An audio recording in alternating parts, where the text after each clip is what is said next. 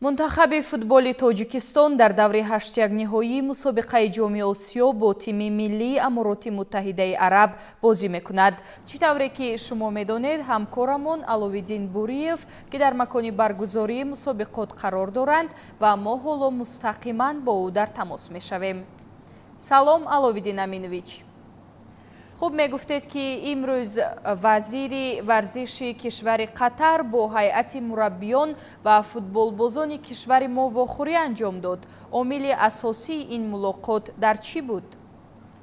درود به تاجیکستان عزیز، درود به شما اومینا و همه مخلصانی که این لحظه ما رو تماشا میکنند. امروز طوری میبینید این کوچه‌ای که ما ایستاده ایم همیشه سیروده بود و روزنامه‌نگاران خیلی زیادی اینجا بودند، تماشابینان، اینچنین آنهایی که توجه به فوتبال دارند. اما امروز بازی‌های دوری یعنی گروهی به پایان میرسند و آهسته آهسته شماره آنهایی که به این شغل خیلی زیبا همراه هستند و از آن اطلاع میدهند کمتر شدند.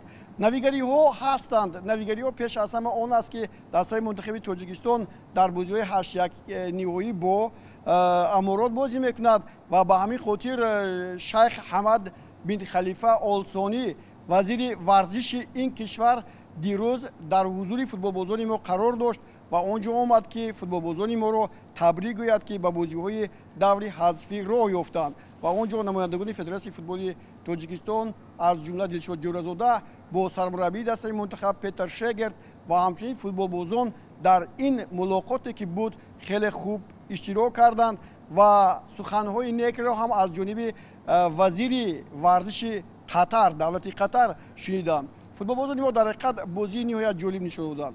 امروز درباره دسته منتخب تاجیکستان در اینجا خیلی زیاد گپ میزنند. روزنامه‌نگاران با ما صحبت میکنند، درباره دسته ما میپرسند و در پیش بازی نهایت جدی است، بازی مهم با دسته منتخب امارات متحده عرب و چیز دیگری که باید گفت دیروز و امروز فوتبال بازان دسته منتخب تاجیکستان استراحت کردند و آنها به میدان‌های فوتبال نمیروند تا تمرین نمایند.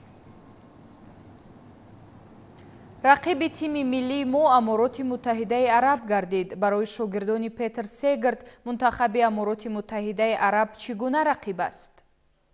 بله، بازی 8 نهایی با امارات متحده عرب بسیار واخوری جدی است.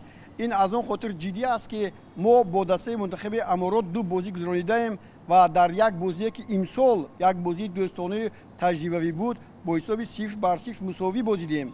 همه آن فوتبال بازانی که هم در هیئت دسته منتخب تاجیکستان هستند و هم در هیئت دسته منتخب امارات به اینجا آمدند. اما سال 2020 هم یک واقعی دیگر داشتیم با اماراتی ها و آنجا بازی با حساب 2-0 به نفع دسته ما بود در قسم اول و گفتن هم به مورد است که ما با گل دوران ارگاشف و همچنین با گل کامران تورسونوف در صف پیش قرار داشتیم، اما در نیمه دوم بازی با حساب 3-2 مغلوب شدیم. با این نگاه نکرده امروز دسته ما دیگر است. دسته ما تا این دم چنین بازی اهلانه تشکیل نکرده است و محض پیتر شگرد که امروز در بورش بسیار میگویند و یکی از مربیان بهترین بازی‌های گروهی به شمار میرود، دسته را آنطوری ساخته است که تنها از بازیش لذت بردن ممکن. اومینا. خب تشکر زیاد، برنامه رو ادامه میدهیم.